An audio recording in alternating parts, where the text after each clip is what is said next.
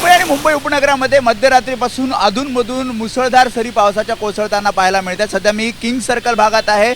सखल भागांपैकी एक असलेला हा किंग सर्कल भाग काही वेळापूर्वी आपण बघितलं, अगदी पहाटेच्या वेळी काही प्रमाणात पाणी या सखल भागामध्ये साचलं होतं। मात्र आता पावसाचा जोर अधूनमधून कमी होतोय आणि त्यामुळे पाण्याचा निचरा सुद्धा जलद गतीने होताना आपल्याला पाहायला मिळतोय। त्यामुळे रस्ते वाहतूक आपण बघितली तर सुरळीत सुरू आहे। मात्र काही ठिकाणी रस्ते वाहतूक ही संत गतीने आपल्याला पाहायला मिळते। हवामान विभागाने जो अंदाज वर्तवलेला आहे त्यामध्ये अधूनमधून अशाच प्रकारे मुसळधार सरी मुंबई आणि मुंबई उपनगरामध्ये कोसळताना आपल्याला पाहायला मिळतील।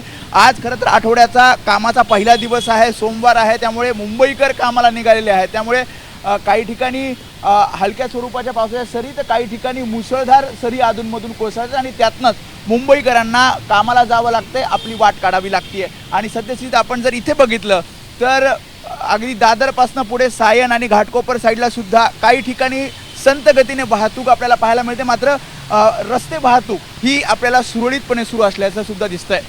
कॅमेरामॅन अरविंद वारगे समी वेदांत नेप, एबीपी माझा, मुंबई। एबीपी माझा, उघडा डोळे बघा नीट।